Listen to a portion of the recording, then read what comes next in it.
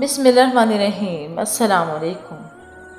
رسول اللہ صلی اللہ علیہ وسلم نے ارشاد فرمایا، قیامت کے دن میری شفاعت سے سب سے زیادہ فیضیاب ہونے والا وہ شخص ہوگا جو سچے دل سے یا سچے جی سے لا الہ الا اللہ کہے گا۔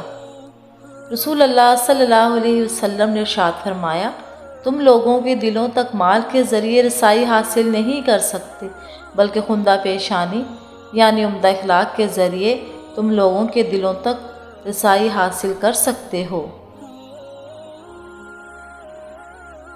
حضرت ابن عباس رضی اللہ تعالیٰ عنہ سے روایت ہے کہ نبی اکرم صلی اللہ علیہ وسلم نے ارشاد فرمایا، بلا شبہ تمہارے سرموں میں سب سے بہتر سرما اسمد ہے، جو نظر کو تیز کرتا ہے اور پلکوں کے بال اگاتا ہے۔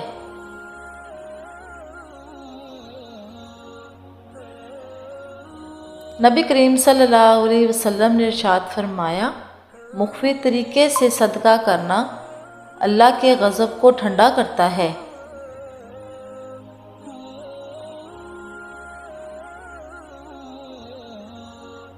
ام المومنین حضرت عائشہ رضی اللہ تعالیٰ عنہ فرماتی ہیں کہ میں نے نبی اکرم صلی اللہ علیہ وسلم سے جہاد کی اجازت چاہی تو آپ صلی اللہ علیہ وسلم نے ارشاد فرمایا، تم عورتوں کا جہاد حج ہے۔